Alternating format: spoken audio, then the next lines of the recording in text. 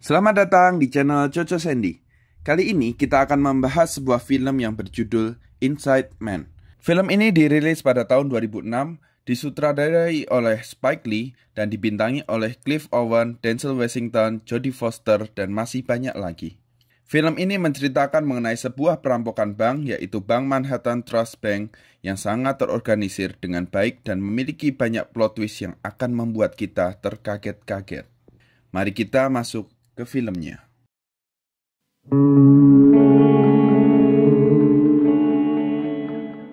Scene diawali dari seorang perampok bernama Dalton Russell, yang setelah ini kita akan sebut sebagai bos perampok, biar lebih mudah. Bos perampok ini akan bercerita mengenai perampokan terorganisir yang dia lakukan. Ia terlihat berada di ruangan kecil dan sempit. Kemudian, scene beralih memperlihatkan mobil yang berjalan menuju Manhattan Trust Bank, dan di sepanjang perjalanan, mobil tersebut menjemput beberapa orang berpakaian putih. Dari sini kita sudah bisa menebak bahwa ini adalah bos perampok dan komplotannya yang akan melakukan perampokan. Kemudian, terlihat bos perampok menggunakan pakaian tukang reparasi berjalan santai masuk ke dalam bank. Dia meletakkan senter yang diarahkan ke CCTV dan seketika layar CCTV tersebut mati. Setelah selesai melakukan aksinya, anak buahnya yang berjumlah 3 orang masuk ke dalam bank tersebut dan langsung melemparkan gas asap, menodongkan pistol ke semua orang di dalam bank dan meminta mereka tiarap. Ada seorang tua yang tidak mau untuk tiarap, segera bos perampok menjatuhkannya.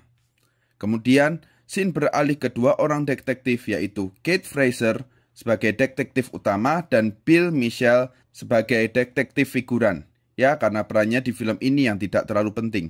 Ketika mereka berdua sedang ngobrol, datang atasan mereka yang menginfokan adanya kasus perampokan di Manhattan Trust Bank. Mereka berdua segera bergegas menuju TKP. Kemudian cerita beralih ke kediaman pemilik bank yang bernama Arthur Case. Kita sebut saja sebagai orang kaya. Sekretarisnya datang dan memberi kabar mengenai musibah yang menimpa salah satu cabang banknya. Ketika si orang kaya bertanya cabang mana perampokan ini terjadi, sekretaris pun menjawab cabang nomor 32. Seketika itu juga si orang kaya terduduk lemas. Nah, di sini menjadi pertanyaan, kenapa reaksi si orang kaya seperti itu? Seolah-olah, kenapa dari begitu banyak bank yang ia miliki, kenapa harus yang satu ini? Nah, ini akan kita bahas nanti. Kemudian scene kembali ke keadaan di dalam bank.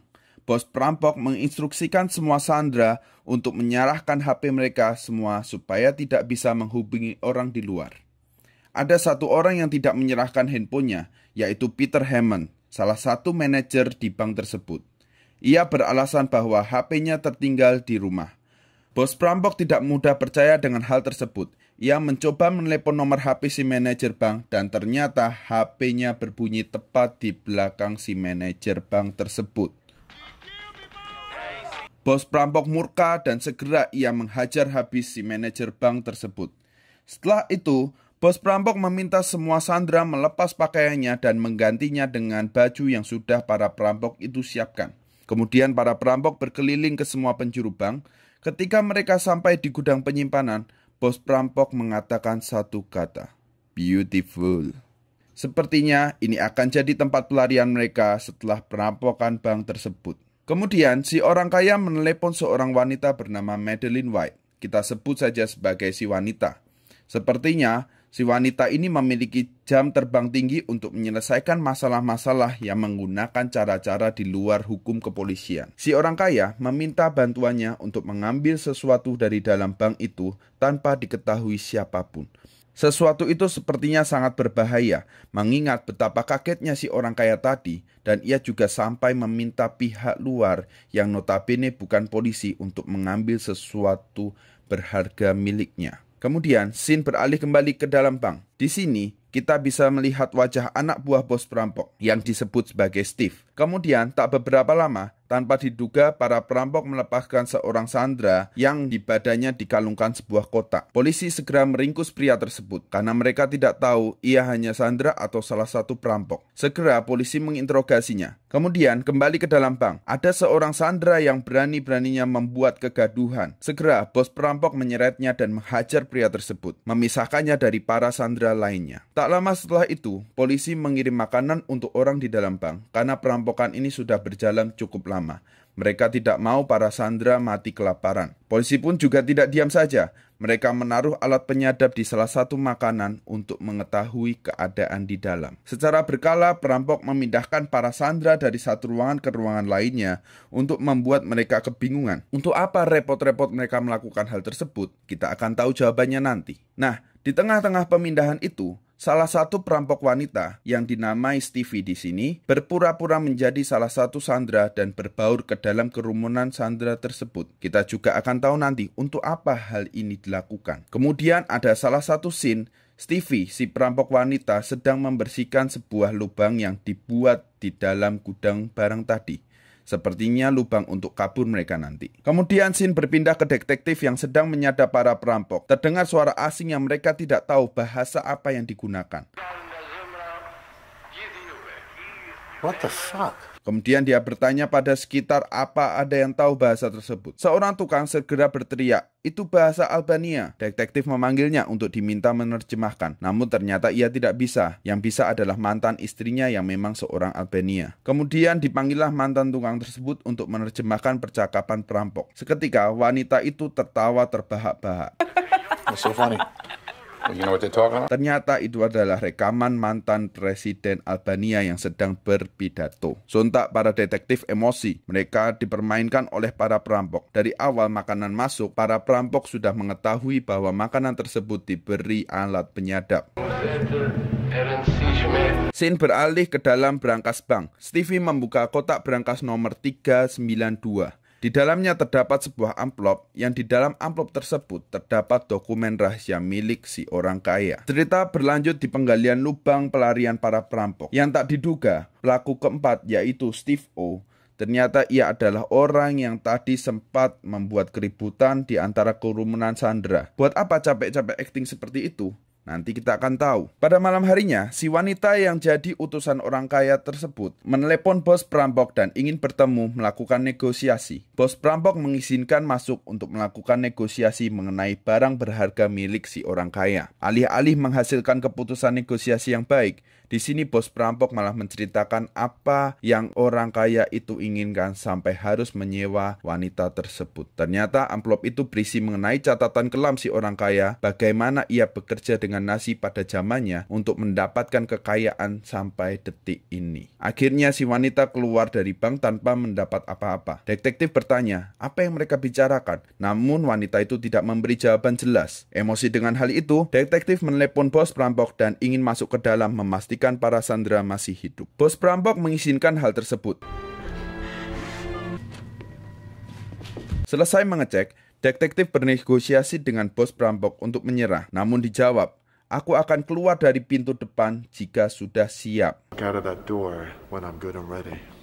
Saat perjalanan keluar dari bank, terjadi hal tak terduga. Detektif menghajar bos perampok dan berusaha melihat identitas pelaku yang ditutupi oleh masker. Namun usaha itu gagal dan bos perampok mengirim detektif keluar dari bank tersebut. Detektif merasa bahwa para perampok ini tidak berani melakukan aksi pembunuhan. Karena setelah detektif itu berulah, bukannya ia dibunuh, tetapi ia dilepaskan. Tak selang beberapa lama, bos perampok menelepon detektif dan memintanya melihat kamera yang menuju pada jendela bank.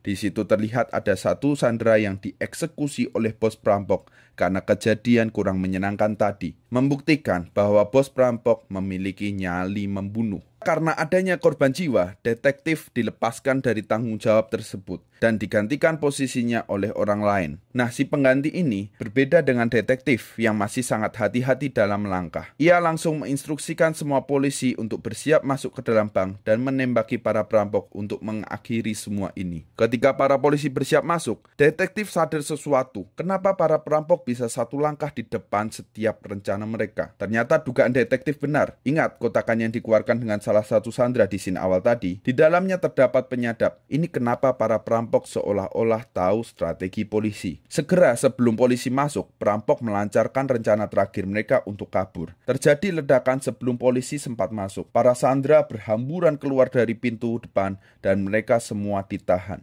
Terlihat Steve, Stevie, dan Steve O di antara para sandera. namun kita tidak bisa melihat bos perampok. Nah, inilah yang menjawab kenapa tadi mereka harus ada yang menyusup ke dalam kerumunan Sandra dan harus ada yang acting membuat keributan. Supaya ketika mereka keluar bersamaan, tidak ada Sandra yang menyadari bahwa mereka adalah perampok. Semua polisi segera masuk mengecek apakah perampok masih ada di dalam bank. Namun mereka tidak menemukan satu orang pun di dalamnya. Mereka malah menemukan kain bernoda merah yang ternyata eksekusi mati tadi hanyalah bohongan. Dan di dalam berangkas, semua uang masih ada tanpa kurang satu apapun. Mereka semua terheran-heran kemana para perampok dan kenapa uangnya masih ada. Semua Sandra diinterogasi satu persatu dan tidak ditemukan bukti ataupun saksi siapa perampok tersebut. Segera setelah itu, bos dari detektif menghentikan kasus tersebut karena tidak ditemukan adanya korban jiwa dan kehilangan berarti dari pihak bank. Detektif sangat kecewa. Kenapa kasus ini ditutup? Padahal jelas-jelas ada pelaku yang masih berkeliaran. Sehingga ia memutuskan untuk menyelidiki kasus ini sendiri. Kita sekarang menuju ke klimaks akhir cerita ini.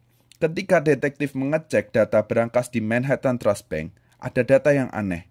Tidak ada data mengenai berangkas nomor 392, berangkas yang tadi dibuka oleh perampok. Nah, menimbulkan kecurigaan semakin dalam di diri detektif. Kemudian, scene kembali ke scene pertama kali yang menunjukkan bos perampok sedang bercerita. Di sini terlihat ia sedang berberes di sebuah ruangan kecil yang ternyata ada di dalam bank. Sebuah ruangan kecil yang dibuat oleh para perampok untuk tempat persembunyian dengan cara menarik rak lebih maju dari tempat seharusnya sehingga memberi ruangan kecil di belakangnya. Menyetingnya sedemikian rupa supaya tetap terlihat seperti gudang penyimpanan biasa. Ya, ternyata lubang tadi bukan untuk kabur, melainkan hanya untuk buang air bos perampok ketika ia bersembunyi selama 1 minggu di dalam ruangan tersebut. Sebuah mobil hitam sudah menunggu di luar yang berisi ketiga perampok tadi, ditambah seorang kakek tua yang ada di dalam perampokan bank tersebut. Ternyata kakek tua adalah salah satu perampok. Tugasnya adalah membuat para alibi perampok ketika mereka diinterogasi tadi. Belum selesai sampai situ, detektif tadi yang cukup pintar secara kebetulan di hari yang sama perampok mau keluar, ia mendatangi bank untuk mengecek berangkas 392 tadi. Saat mereka berpapasan di lobi bank, si bos perampok menabrak detektif. Namun si detektif tidak menyadari bahwa itu si bos perampok. Masuk ke dalam bank ketika detektif mengecek isi dari berangkas tersebut, hanya tersisa permen karet, sepucuk kertas, dan kotak cincin. Kalau kita ingat tadi di awal para perampok membuka kotak itu, ada kantong-kantong hitam dan itu sudah tidak ada. Ternyata di dalamnya adalah permata berlian yang sangat mahal nilainya. Kemudian detektif membaca sepucuk kertas itu yang berisi kata follow the ring. Akhirnya detektif itu menyelidiki cincin yang ditinggalkan dan ia tahu ada yang tidak beres dengan si orang kaya tersebut. Scene diakhiri dengan detektif pulang ke rumahnya. Ketika ia sedang akan melepas jasnya, ia merasakan ada sesuatu di kantongnya yang ternyata ada salah satu berlian dari dalam kantong hitam tadi. Ia langsung tersadar bahwa yang menabraknya tadi di lobi bank adalah si bos perampok. Seketika ia teringat kata-kata si bos perampok tadi. Look out of that door when I'm good and ready. Dan begitulah filmnya selesai. Bagaimana teman-teman? Seru ceritanya? Terima kasih sudah menonton, saya harap kalian menyukainya. Jangan lupa, like jika video ini menarik, komen kalau ada yang mau didiskusikan, share ke teman-teman kamu, dan subscribe untuk mendapatkan video-video berikutnya. Terima kasih.